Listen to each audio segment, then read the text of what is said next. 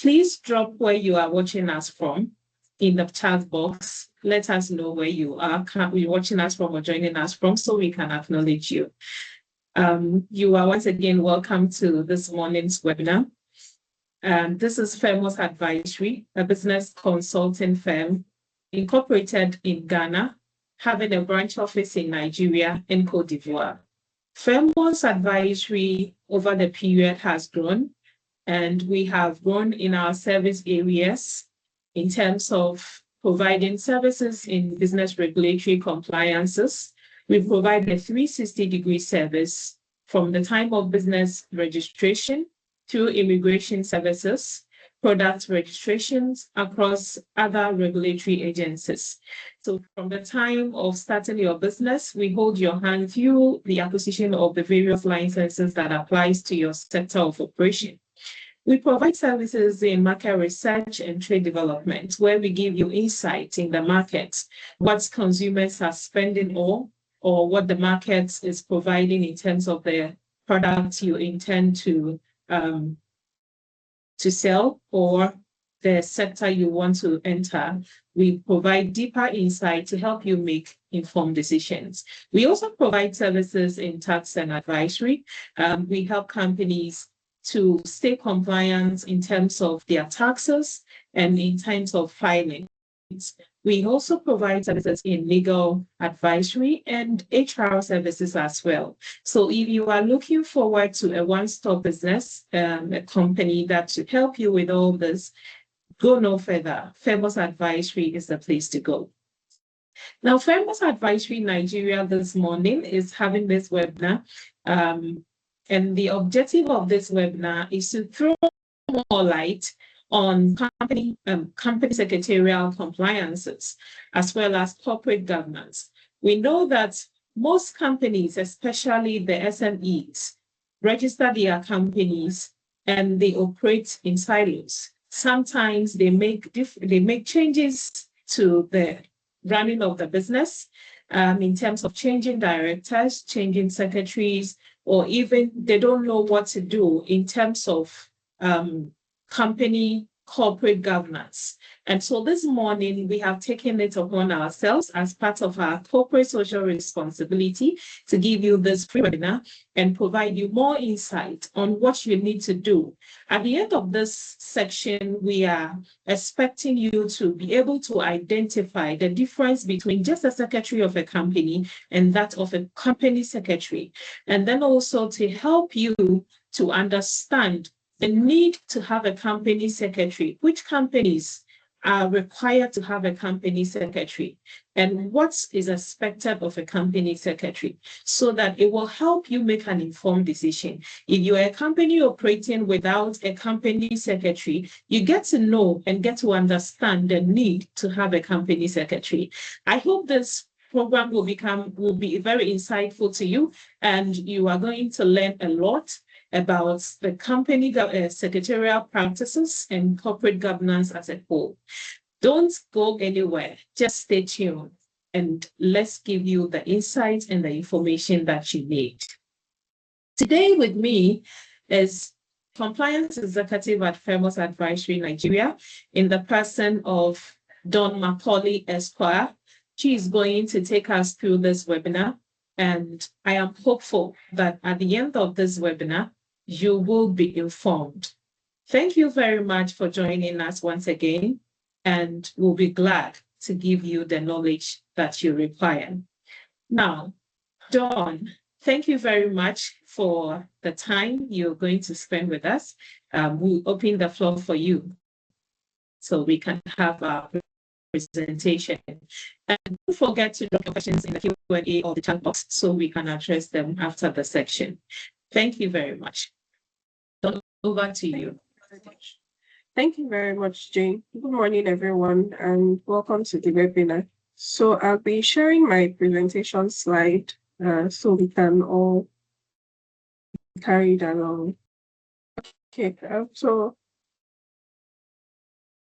our topic for today's webinar is corporate governance and company secretarial compliance in Nigeria. So a lot of companies in Nigeria have this governance gap, which I've highlighted into two major headings. One is operational mistakes, and then the second is the effects of such mistake. So a lot of companies feel like when running a business, the most important thing is to focus on sales, but they often neglect the most critical aspects of that company, which is governance framework. Is like the structure of a company. When you neglect the foundation of a building, it doesn't matter how much you paint or carry on renovations. If the foundation is bad, it would eventually fall. So same as a company, if you concentrate mostly on sales and operational issues and neglect governance framework, that company would eventually start to crack and ultimately fail. So this the resultant effect in this is that it affects the corporate structure, ownership clarity, and then long-term reputation in the marketplace. So one of the things that keeps a company going is the trust of customers and the reputation of that company. When a company is not well structured, if there is a defect in the corporate governance framework, eventually it loses its reputation. And of course, when a business is no longer credible in the market, the effect is always very brutal for that business. So next up, we'll be looking at the objectives. So the first thing we'll start off with today is we're going to look at what or who a company secretary is, and then what are some of the things that you need to consider when getting one. Then we'll have a guide on the responsibilities of a company secretary. Then we'll also identify the common governance gap in Nigerian companies. We would also consider who actually needs a company secretary. So is it all companies, all kinds of businesses, or are there some people who are excluded from having a company secretary? And then we'll look at the consequences of poor compliance, and finally, some actionable strategies for implementation. Because after the webinar, we need to consider some of the action steps that can be taken in this regard. So first off, who is a company secretary? Now, a company secretary is a senior professional responsible for supporting directors, maintaining statutory records, and then ensuring corporate best practices in the company. So a company secretary acts as a major or the primary liaison between the company and the Corporate Affairs Commission. So the Corporate Affairs Commission is like one of the top regulators. For every company, the very first regulator is the Corporate Affairs Commission. That is the regulator who is in charge of registering the company, ensuring compliance, ongoing compliance in keeping that company afloat. And also, a company secretary is appointed by the board of directors and also removed by them following due process. So a company secretary is not like every other employee. The board of directors has to appoint one, and then when you feel like it's time for the company secretary to exit that role, or you want to change the persons occupying that position, they need to be removed properly following due process. What are some of the things we can look out for? So when you want to get a company secretary, there are some laid down rules by CAMA, which is the Company and Allied Matters Act. That is the law that guides company activities in Nigeria or business activities in Nigeria. Now, the first thing is that company secretary has to be a member of the Institute of Chartered Secretaries and Administrators. It is usually not so compulsory, but it is recommended because of the training that people who are chartered secretaries undergo. So members of the Institute of Chartered Secretaries and Administrators are taking under series of trainings, and then they write exams, which confers or gives them the authority to become company secretaries. So during this course, they are able to learn some of the roles and responsibilities of a company secretary. And then a company secretary should also be a certified legal practitioner or a member of a professional body of accountants. So then people who also have held positions of a company secretary in a public company for at least 3 years before they are appointed by your company, they can also be considered. And even though a company secretary is usually regarded as an individual, it can also be a company as a corporate body. So, for example, at Firmus Advisory, we provide company secretarial duties, and under one of the requirements of becoming a secretary, we fall under corporate organization because as a company, we offer company secretarial services to other companies. So when a company is offering company secretarial duties or services, the company usually assigns one of its staff who is qualified under some of the points I've highlighted earlier. So the person is either a member of Institute of Chartered Secretaries and Administrators, or a legal practitioner, or a member of the body of accountants. So these are some of the things you should consider when getting a company secretary to ensure that you get somebody who is qualified for the job. Remember, a company secretary has graduated from being just a mere receptionist, as we would formally refer to them as, or somebody who receives documents and stands at the reception. No, a company secretary's duty has gone far beyond all of that. So please take note of these requirements. Now, what are the roles and responsibilities of a company secretary? So the first thing is meeting coordination. So for a company that has been incorporated in Nigeria, I would like to also highlight that the topic of this webinar is a company secretary. What this means is that this secretary is only compulsory for companies. So, and we know that in Nigeria, we have various structures of incorporation or registration under CAC. So this is specific to companies. Now, under the Company and Allied Matters Act, which is CAMA, a company is expected to have various meetings, such as the annual general meeting, extraordinary general meetings, certain board meetings. So it is the responsibility of the company secretary to organize such meetings, send notices out in the proper forms, and also ensure that during these meetings, recordings are being made, that minutes of the meetings are being taken. And then after after the meetings, you send these minutes out to all members or those who have attended, so they can be able to go through the minutes and then clarify if there's something that was not correct, or during the next meeting, they would mention such. So this is one of the duty of a company secretary.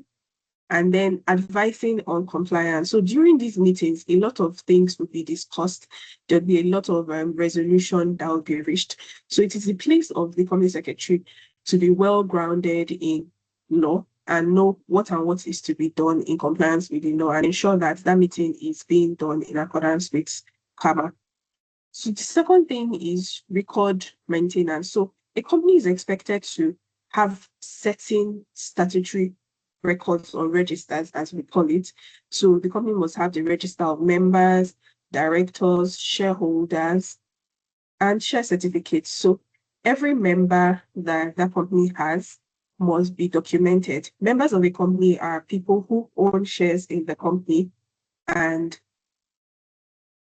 their names must be documented under the register for members, as well as the directors. We need to have a register detailing the records of directors as well as shareholders. And then when shares are being assigned, share certificates should be given as well. So it is in the place of the company secretary to ensure that all of this is done, whilst the director and other key officers of the company are busy with the day-to-day activities of the company.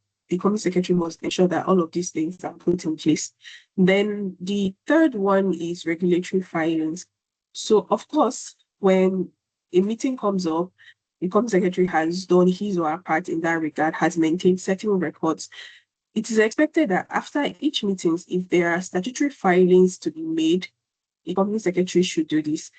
Now, if annual returns are to be filed, the company secretary is to ensure that these are properly done and the necessary notifications are being sent so that the person or the department in charge of making those filings will do so in the company. So this, when you look at these roles or requirements or responsibilities of a company secretary, you would realize that it is for somebody who is highly qualified to carry on these activities.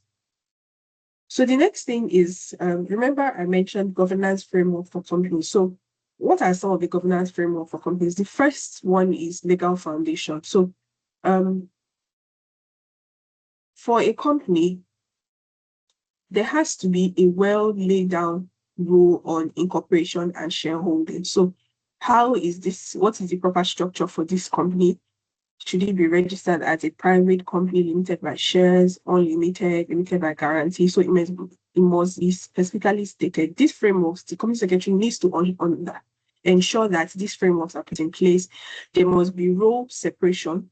So a company has to separate the role of the board chairman and the CEO. It must not be held by the same person. If they are supposed to be held by two separate individuals because they are two different offices. And then board diversity. So we have the directors of a company. Now, the directors are made up of non-executive directors with mixed industry skills. So we have executive directors and also non-executive directors. What this does is that it gives the company a balance. And then core committees. So there has to be operational oversight in the company to ensure that everyone does their job, such as audit, rigs, and remuneration committees. So we need all of these things. Audits, when a meeting is coming up, the company's financial statement would usually, especially during the AGM, will be presented. So the audit has to go through it. And then remuneration committees, what are some remunerations, either for the directors, executive and non-executive, just ensure that all of these things are put in place. And then financial oversight. So the company secretary has a responsibility to ensure that there is strict adherence to Federal Reporting Council, accounting, and auditing standards. Now, this is a council that ensures that the company meets the expected accounting standards and also make necessary filings. So FRC requires certain filings to be done by the accountants in the company. And then industry compliance. So industry compliance simply means the company has to comply with sector specific regulators like CBN, SEC, NICOM. So if a company falls under a particular industry that requires certain licenses and also has certain guidelines for operation, it is in the place of the company secretary to ensure that the company complies with this. For example, sometimes CBN might require that, okay, the directors in this company are expected to have a certain background in finance or in a particular area. It is in the place of the secretary to ensure that the company meets this. And when checks are being done, the company will not be fined or found wanting. Then board support. So of course, send out notices for meetings, prepare agendas, and then document resolutions. So something as small as notice for meeting is very important. It might look very trivial, but it is also very important. And sometimes the board of directors or the directors might not know that, okay, it is possible for meetings to be held online, especially for private companies, for you to have meetings online. Some people might think, oh, you need to go and have it at the company's registered address, but the law actually provides for that to be done in a proper manner. So things like this, it is in the place of the secretary to advise that these things can be done.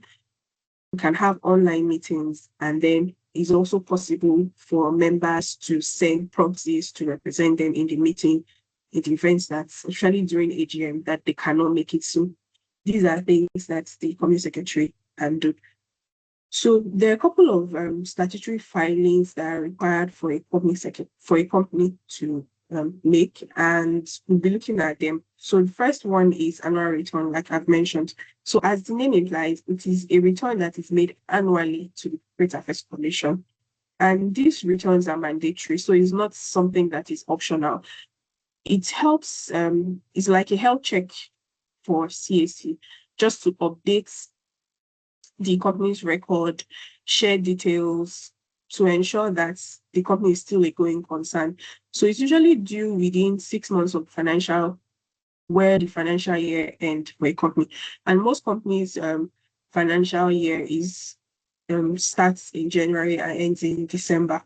So within 6 months, a company is expected to make the annual returns filing. But for business names, those are the ones I'm sure a lot of us have heard that, oh, annual return filings are due in June. So that applies to business name. But for companies, it's due within 6 months of the financial year end. And then the audited accounts. So financial statements, when making annual return filing, is expected that the company has its financial statements attached to these returns. And these statements are not just mere statements that might have been doctored. So it's in the place of the secretary to advise that such statements should not be doctored. They should be properly documented, audited by an accountant, and submitted to the Corporate Affairs Commission. Then PSC disclosure. So earlier on, this is with regards to old and new companies, but more for old companies. So currently, when companies are being registered, the system automatically assigns people or individual shareholders, which can be individuals or corporate institutions, shareholders owning 5% or more of the company shares, they assign them as persons of significant control. But previously, that was not done, especially during the manual registration era. So it is in the place of the company secretary to notify the company if it has not updated its CAC records and notified CAC that such individuals are now persons of significant control. Also, a company might have, during registration, had individual X as a PSC, and later on, X transferred his shares to the company or to somebody else, which now removed him from being a person of significant control and transferred that position to somebody else. So, company secretary is expected to update these records. When such notifications are expected to be made, it should be taken seriously. Then if there are changes in the details of a PSC, like the name, there are changes done with regards to the name, address, phone number, or anything, the PSC record must be updated on CAC. Now, we also have event-based filings. So event-based filings are basically updating CAC with changes with regards to the directors. If the director has been changed, then CAC must be updated. If the share capital has been increased, CAC must also be updated. If the office address has been changed as well, CAC must be updated. If a company registered office was in Lekki, Lagos State, and then after like 4 or 5 years, they moved to Ikeja in Lagos State, those records must be updated on CAC within 14 to 28 days of this change. And also, let's not forget that when these changes are being done, there's usually a board meeting that approves these changes. So the company secretary is expected to make those filings within this time frame of when the board approves for them to be done. So we also have the NRS tax registration, which was formerly known as FIRS. So the Nigerian Revenue Service registration, immediately a company is registered, is expected to go to the nearest NRS office to register within 6 months of incorporation and to also set up its tax system to start filing taxes. The company secretary is expected to inform the company that the company needs to register within 6 months of incorporation, because if this is not done, there will be fines against the company in this regard. And those fines, they just keep counting and counting when maybe the company wants to do something and then to discover that it already has a liability in a certain sum that it needs to pay.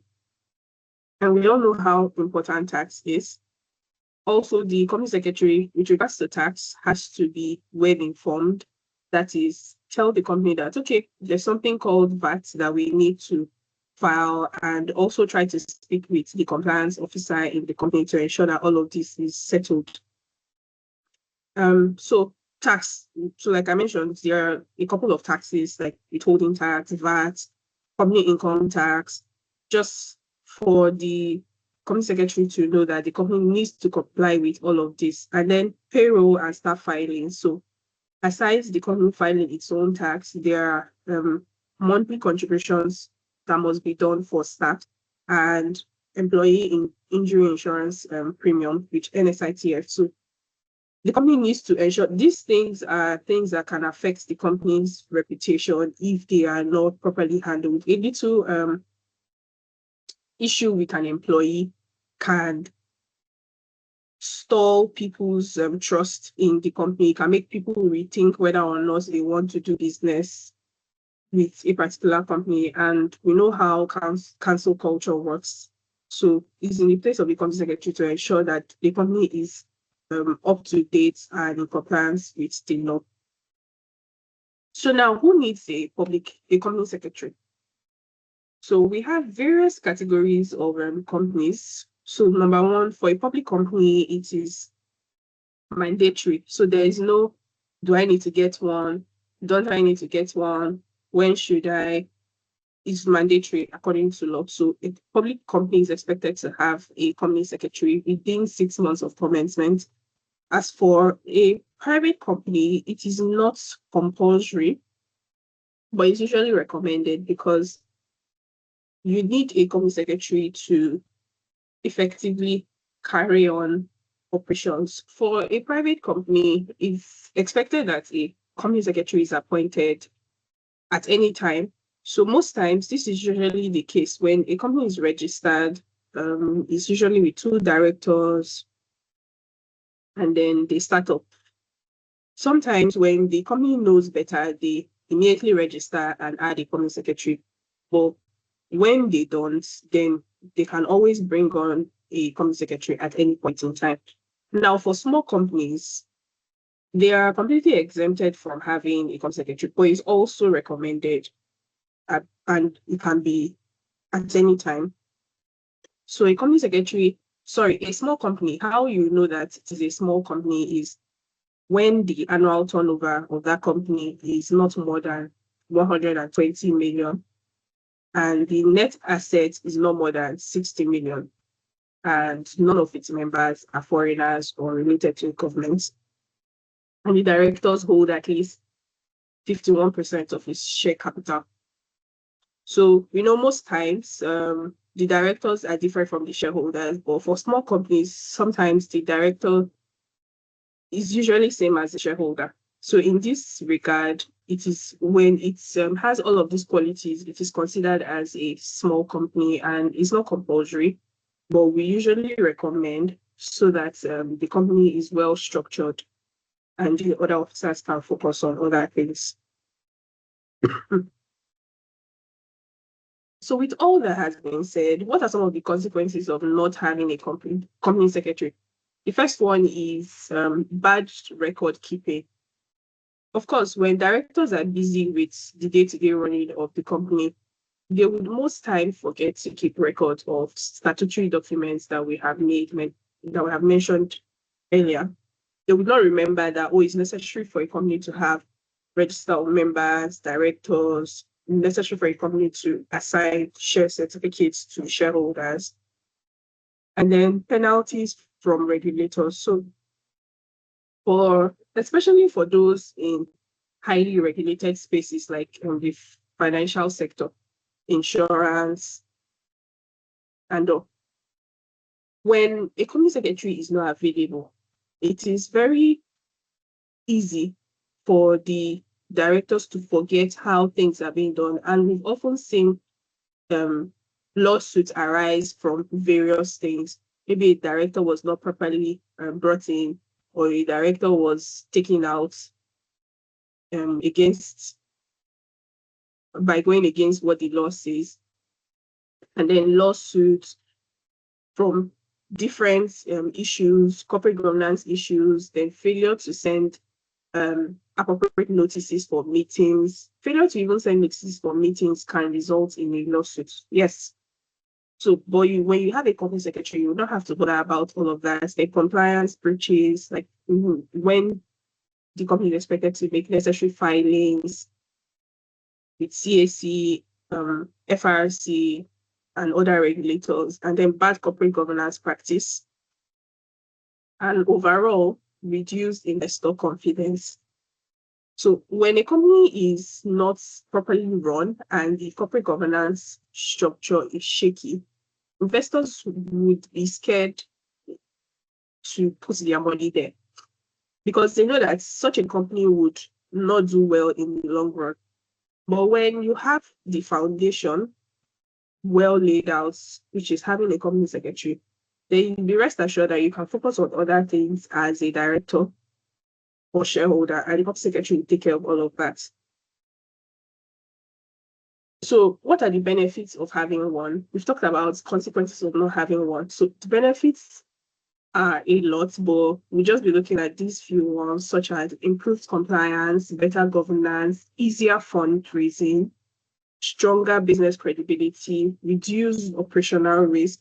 When businesses apply for grants and all, it's easier for an investor to want to put their money where there is a well laid out plan for how operations will be carried out in that company than to put their money somewhere that they are not so sure and it looks like it's just going to sink. So these are some of the benefits of having a company secretary. And although we started the webinar by stating, especially during the classification of those who need a company secretary and those who don't, in Nigeria, it is not compulsory, but we always advise that you get a company secretary to handle certain corporate governance issues for you, because every director or shareholder would be so busy trying to wrap their head on how the company would be profitable and would most likely forget some of the important things that are needed to keep that company afloat, aside the business activities such as compliance and having a very strong corporate governance structure. So this is where a company secretary comes in. It is very, very important for companies to have a company secretary, as it would be beneficial where there is one. So that would be all for today's webinar. I'm sure you've been able to pick a thing or two. Yeah, so these are ways we can help you. So at Firmus Advisory, we provide company secretarial services, statutory and CAC filings, and then we also advise on corporate governance advisory. So we can always jump on a call, look at the structure of your company and ways that things can be made better. Yeah. And give our advice on that. We have experts who are always on the ground to answer the questions. So that would be all. I'll be taking questions now. Thank you. Okay, thank you very much, Dawn, for the presentation. Thank you very much for the time and then also for the presentation. Now you can bear with me that when you are asked if you have a company secretary, you will not be referring to that secretary sitting in your front desk. And now you've gotten to understand the importance of having a company secretary because of some of the legal implications. Some companies will come to you and say that, can you use my wife as the company secretary? Can you use one of the directors as the company secretary? But now you understand why you have to appoint a qualified person to act as a company secretary for your business, so that you will stay compliant and you will be able to do all the things that the company secretary has to do for your company. That is why you don't have to choose anybody at all. Else, your company will remain non-compliant. Thank you very much for the insight. Now we move to our Q&A. So if you have any question, please drop it in the chat box and let's address your question for you. Okay, so one question, Dawn. You mentioned and gave us the description of who a company secretary could be.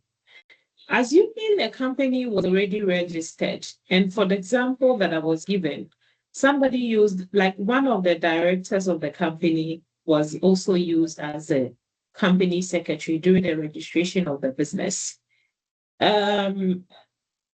What then do they have to do if this person actually doesn't have the qualification as per KAMA?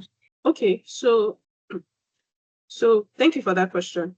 So it is a normal practice for most companies, especially when the directors are more than one, to appoint the second director as a company secretary. But please take note, if it's only one director cannot function in two positions in the company, that is, as a director and at the same time a company secretary. There has to be more than one, and then the second one can be appointed as a company secretary. It's not a bad practice, but where there might be problems with such appointments is when that director who is appointed as a company secretary does not have the required qualifications to act as a company secretary. And remember, we've said that the position of a company secretary has gone beyond having a receptionist act as one. It's not a ceremonial position. It's a position that requires serious work to be done. So if the director is being appointed to become a secretary, then that director has to be qualified under the various categories I've listed. Is either a qualified legal practitioner, an accountant, a chartered accountant, and then has worked in a public company for years, has that company secretarial experience, then you would be rest assured that this person can discharge his or her duty as a director and as a company secretary. At the end of the day, we want to ensure that that office is properly filled. Yeah. Okay. Thank you very much for the clarification. Now, the next question is, we know that in Nigeria here, company secretary is not compulsory. So if it is not compulsory and I registered my company without a company secretary, at a point in time, I realized the importance of having a company secretary and I appoint one. Do I have to notify CAC about the company secretary that I have appointed? Or I can just have a contract with the company secretary and then they will take on the service for the company? Okay. So yes, you have to notify CAC. So, and also remember that a company secretary must be properly appointed, and being properly appointed means that one of the things that should be done is the company secretary details must be filed. It is the board that comes and they pick the company secretary based on the required qualification. And then after appointing the company secretary, it must be filed with CAC, notifying CAC that XYZ has now become our company secretary. And records of that will be on CAC's database. So the filing has to be done. Even when the person is removed as company secretary, CAC needs to also be updated. This particular person is no longer a company secretary. We have now appointed another person. Those records will be filed. So it is important. The implication of this is that if such notification is not done, it will just be assumed that the company doesn't have a secretary, or the person who must have left or is no longer acting as a company secretary would be assumed to still be acting in that capacity and be responsible for certain obligations of a company secretary. So, but when CAC is notified, it makes things easier and more transparent for the company. Okay, that's interesting. Okay, so in a situation of registering a business with the company secretary from the incorporation state, is there any documentation that needs to be attached for CAC to know that this company secretary is actually a qualified person? So usually when updating the records, CAC does not require that the details of such person, the qualification details of such person is attached to the filing, but it is just for internal purposes. So when you put out notices for company secretary, it's usually highlighted. So it is during the interview and then onboarding, you confirm that this person has this particular qualification, that is a chartered secretary, an accountant, and all of that. You have to confirm that this person is well qualified to hold that position. So that's usually how it's done. Okay, so we have a question. I think this is in general terms of corporate governance. And the question is, at what point does CAC strike out or strike off a company or impose personal liability on directors? Can you throw a little more light on this? So CAC striking out companies, it's usually like a last resort, right? So CAC does not just strike out a company that warnings have been made to today. So one of the things that can lead to striking out, the first is not filing annual returns. Second is when there's a court directive that such a company be struck off. So situations where, and this would result from maybe irregularities during registration and all. So it's the duty of the company secretary to also confirm that all of the company's dealings is legally done. If a company has not been filing annual return for years, CAC would first and foremost put out a notice stating names of different companies that have not been complying with annual return filings. And of course, the company secretary has to always be updated. So always go through such lists, just in case there's a mistake. Even if your company is in compliance, sometimes it wouldn't hurt to go through those lists. So it is when the company has not been filing annual return for years that the company would be struck off CAC's database. Yeah. And then if there are irregularities with registration, such as when a similar company with a similar name has already been registered, and due to an oversight on the part of CAC, they didn't notice when that company was coming on board and they issued registration to such a company. So those are instances where it can be struck off. Okay. So the other question is that when you look at CAC, SEC, FIRS, now NRS, and PENCOM, which of these four poses the highest compliance risk to a company, and which of them should a company prioritize? So I would say they all pose compliance risk. So there's no one that is superior to the other, although a company's start point is from CAC. That is where it's like the birth of a human being, where a person was born. That is the same as a company. A company is usually born from CAC registration. But after registration, for the company to be a going concern, for the company to be successful, it has to adhere to regulatory, sector-specific regulators. So whether CBN, SEC, NRS, whatever it is, the company has to comply. There's no one that is more superior to the other. They are all important. Because if a company defaults in its obligations to CBN, it's going to be under a lot of financial risk. And also there will be reputational damage. If a company defaults with SEC, with NICOM, with NRS, there's a lot of problems. So you can't say, oh, let's put or let's consider CAC as the most superior. No, CAC is in charge of incorporation and just to make sure the company continue the existence is legal. But every other regulator is also as important. And this is why getting a company secretary has to be done properly. We need to get qualified professionals to handle such a position just to ensure that there are no issues from either places. Yeah. Okay. Thank you very much, Dawn, for throwing more insights into this. So this makes us understand that the work of the company secretary is actually very, very important. And companies must not ignore this, thinking that, I can just appoint anybody at all to be the company secretary or for me.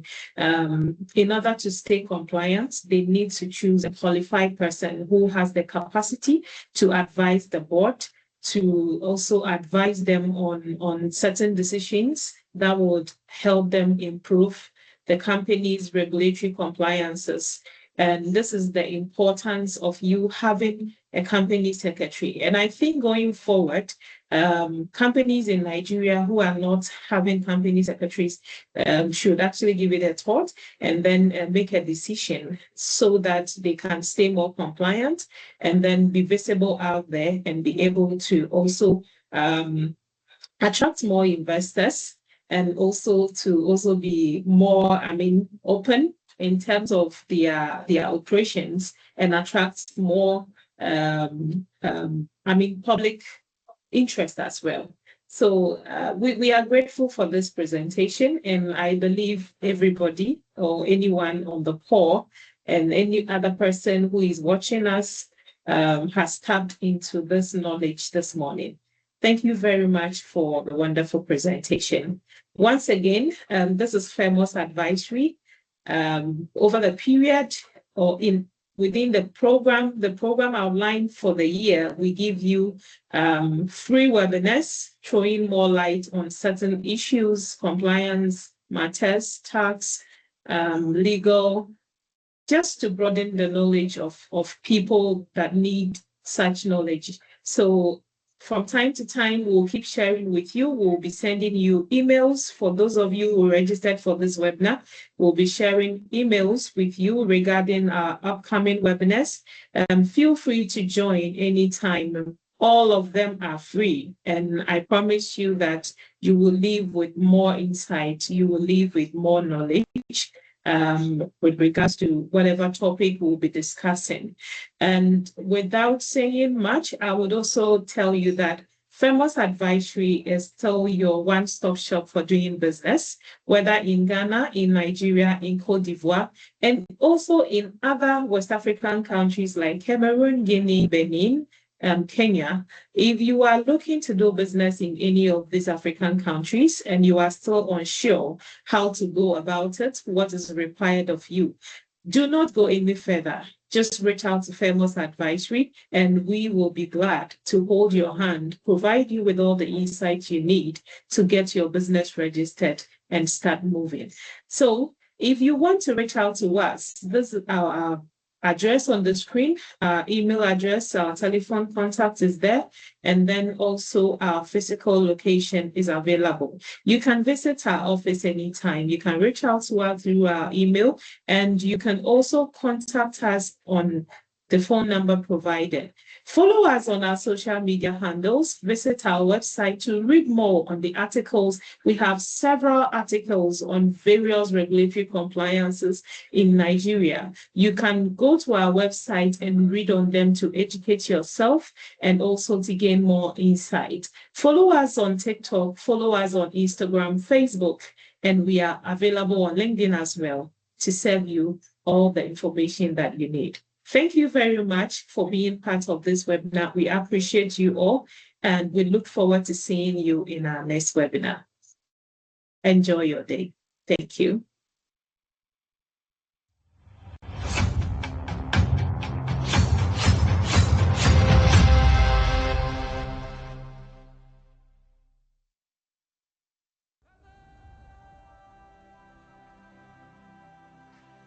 At the very beginning, one thing stood out.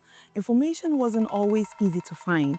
Reliable data was limited, scattered, and often difficult to trust. Firmus started as a research company, helping businesses to understand their markets, studying trends, providing clarity through data.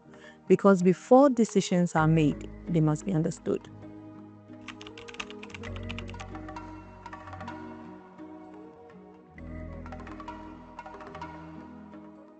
Compliance became our foundation, helping businesses operate with a structure, with governance, with confidence, not just to exist, but to operate the right way.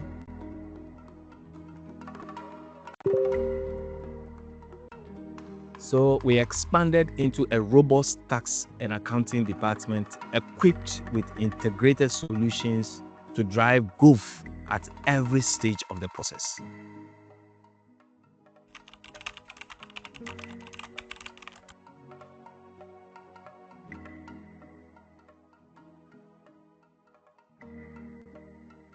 And so we strengthened our advisory depth with strategic legal services, providing governance frameworks, managing risks, and enhancing long-term value, not just to solve problems, but to prevent them, because strong businesses are built on strong legal foundations.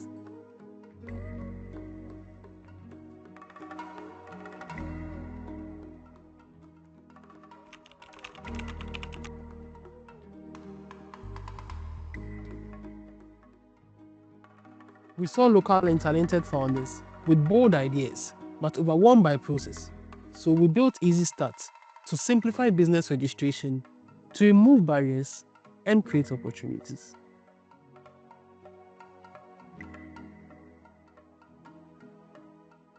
And that is why we created Firmus Connect, a career development and recruitment platform which connects talent to real opportunities, where interns find the right roles, where employers discover brilliant minds, where training, coaching, and placement meet purpose, because a thriving future begins with connection.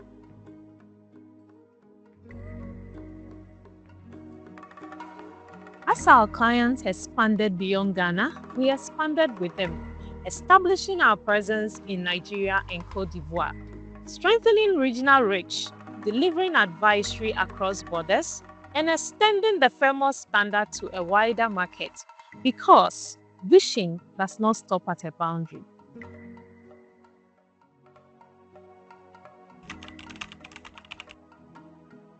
We've expanded within Ghana with the establishment of our Kumasi branch, deepening our national footprints, bringing our advisory services closer to businesses, and strengthening our presence where good is happening. From insight, we became an organization. From one office, we became many offices. From local impact to regional influence, we didn't just grow, we evolved over time. And with this, we are just getting started.